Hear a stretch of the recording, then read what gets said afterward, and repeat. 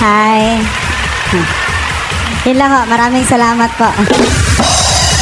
Magandang gabi po. Ayan. First time ko rito sa Casino Filipino Manila Bay. Oo. May nangyayari pala dito sa lugar na to. Akala ko magsosolo rin lang ako nandito. Yun pala isasamahan nyo naman ho ako. Maraming salamat po. Ayan. Yung iba baka nag-e-expect po na sobrang ganda ho ako. Nakita nyo naman ho. Parang nagsisi kayo, no? Ba't ganun yung mukha niya, no? Sa bagay kahit naman ako eh. Pag nakikita ko yung mukha ko sa salamin, napakaraming kamukha. Jerry Peñalosa, Pido Harencio, Onyok Velasco, Bonil Balingit, pag may wig, may bigote, Manny Pacquiao. Buti nga hindi ako nagbe-blazer dahil pag nag-blazer ako, parang kamukha ako si Mike Velarde.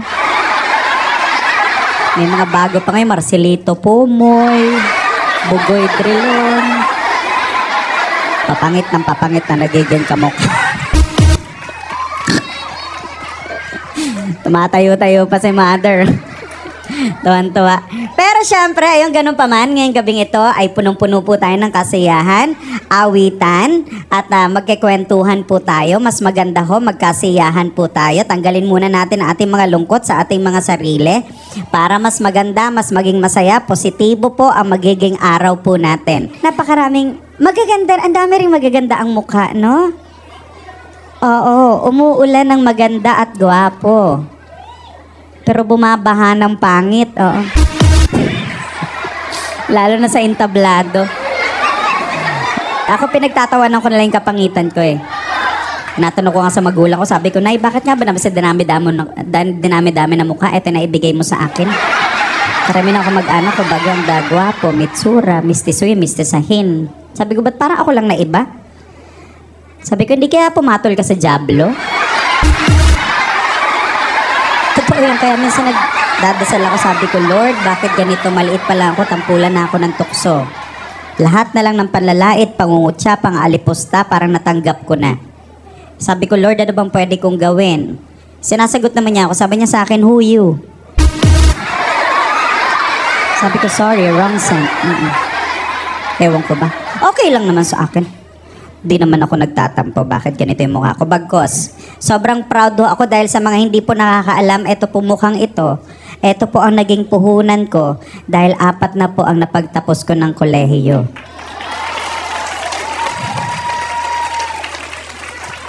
Totoo po yan. Nag-aaway nga kami ng nanay ko dahil hindi niya naman sinabi na gusto niya rin pala mag-aral. Binaypas ko daw siya. Lahat daw na kamag-anak ko, pinag-aral ko, siya daw hindi. Gusto niya rin mag-tourism. 62 years old, magto-tourism ka na eh. Saan mo ililigaw sa lupalop ng Pilipinas yung mga turista dito? Baka mamaya dalhin mo pa doon ka sa kung saan-saan. Mag-HRM na lang daw siya. Sabi ko matagal na yung HRM ino-offer. Meron daw bago ang TESDA ngayon. HRM, Hotel and Restaurant Manicure.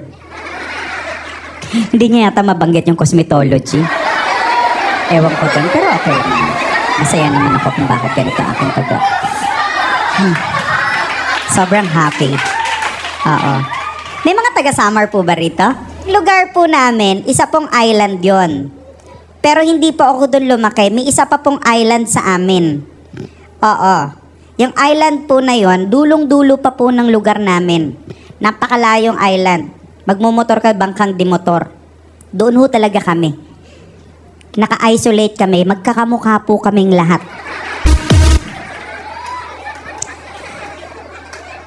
Mapalalaki, mapababae. Ganito po ang mukha. Wala hong pumupunta sa aming may itsura dahil pinapatay. Aba, syempre, nakakalamang siya. Pero alam niyo, nagpunta sa amin si Chocolate, lumuhod lahat.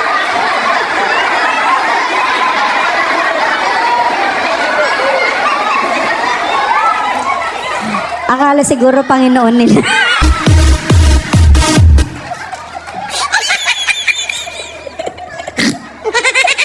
Kawawa naman yung kaibigan ko. Lagi kong pinapunchline. Sobrang fresh ako pag kasama ko yun eh.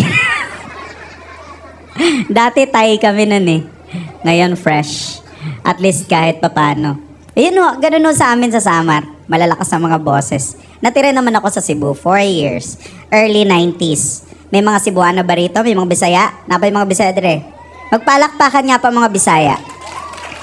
Ayan. In fairness. Sa amin kasi waray. Sa inyo mga Bisaya.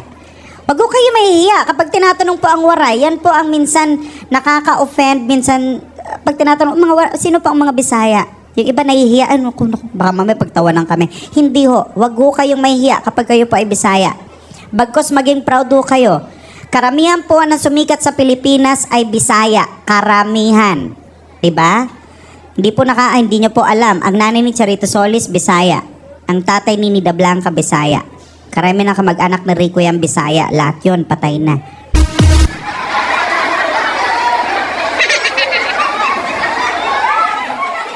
Sino po ang mga Bisaya ngayon? Kayo mag-alala. Hindi, loko lang naman ho yun. Sa amin kasi malalakas ang mga boses. Kala mo mga tigasin, malalakas. Kala mo matatapang. Cebuano medyo may pagkalamalambing ng konti, no? Pag tinanong tagad saan, taga-asa manday ka? Kasi nga mo, di ba? Yan yung mga Bisaya. Pero kung parte po ng Bisaya pag-uusapan natin, ang pinakamalambing sa lahat, Ilonggo. Di ba? Nagi mga Ilonggo dire. Sabi, namit ka na puga. Di ba? Ganun magsalita eh, namit ka puga. Galing, tinapiste. Kala mo kumakanta. Ganun sila. Lalo na yung mga bagong salta.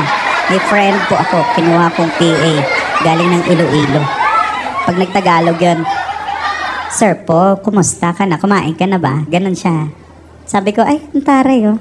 Kahit ma-stress ka, malambing pa rin. Nakakatuwa yun. Minsan binibigyan ko yun pag nagkakaroon ako ng racket. Oh, padala mo sa probinsya. Salamat talaga, sir po. Padala ko sa probinsya, pambili ng bigas. Kumakalam na ang sikmura pero nakangiti pa rin, di ba? Ang positibo. Oh, iniisip ko nga lang, actually nakaranas ako na may nag-aaway mag-asawa. Yung tinitira namin dati sa Muñoz. Sa first apartment, doon sila tumira. Kaya pala palipat ng palipat, lipat-lipat sila ng bahay dahil lagi nag-aaway. Pinapalipat ng mga kasera. Naku, doon na nga kayo lagi nag-aaway. Pero na-experience ko, hindi ako naniwala. Naghahabol lang po ng saksak, naghahabolan ng saksak yung mag-asawa. Hinahabol ng patalim ng lalaki yung babae. Sabi ng lalaki, alam mo, papatayin kita. Ang taray, di ba? Papatay na siya pero kalang may kino-confirm. Sabi ng babae, sige, subukan mo. Natakot ako dahil naabutan yung babae, nasaksak sa tagiliran. Sabi ng babae, aray ko, masakit. Ang taray, no? Narinig ko yung dugo, sabi ng dugo, blog. Diba? May kumusyon na pero masaya pa rin sila. Parang umaawit pa rin. Kaya pansinin ninyo ha, pag dumarating yung mga bare months, minsan nagkakaroon ng mga krimen, di ba? Mga hold-upan. Lalo na sa bangko, di ba? Mga bangko ang punteriya nila eh. Sino-sino ba mga na-headline? Minsan, totoo yan, minsan may waray-waray gang, di ba? Minsan may Ilocano gang, di ba? Minsan may Sige-Sige gang, Sputnik gang, Oxo gang. Pero wala po akong narinig na Ilonggo gang na pumasok ng bangko para mang-hold up. Hindi ko lang alam. Iniisip ko kasi, halimbawa mga naka-armalite, ang lalaki ng katawan, di ba itutulak yung pintuan ng bangko? Lahat kayo dumapa, ito hold up. Sa tingin mo, sinong maniniwala sa kanila? Kapag kumilos kayo na masama, babaraling ko kayo, babang, di ba? Walang mangyayari sa hold-upan nila. Siguro uwi na lang sila. Pagdating sa sasakyan, sa getaway car, sabi ng driver, ano meron kayo nakuha? Sabi siguro ng mga hold-upper, wala, nagtawanan lang sila. Pero ayan, sige. Mahaba-haba pa po ito. Actually, nakalimutan po namin sabihin na ang show ko po ay aabot po ng 8 hours. So, mag-ready na po kayo. Ang lamig nung lugar. No? Nakakatuwa, pero masakit sa buto-buto. Sabi ko nga doon sa dressing room, sabi ko, paano kaya ito? Baka pagpawisan ako sa kilikili. Paglabas ko, nanginginig ako, nung tinatawag ako. Ang lamig. Pero sige, Aawit muna ako. Ito po, para makumpleto ang bayad ko kasi kailangan daw ako umawit. Oo, yung po ang basehan ng bayad namin. Kapag nakadalawa ka yun, may extra rice ka na. Oo, kasi syempre libre nila yung food, ganon. Ito may mineral water kami. Pag tsumika, pag nagkwento. Tapos pag kumanta, may extra rice. Pag nakadalawa ka, yun, babayaran ka na. Sige. Ito po, para sa inyong lahat, DJ Pindot!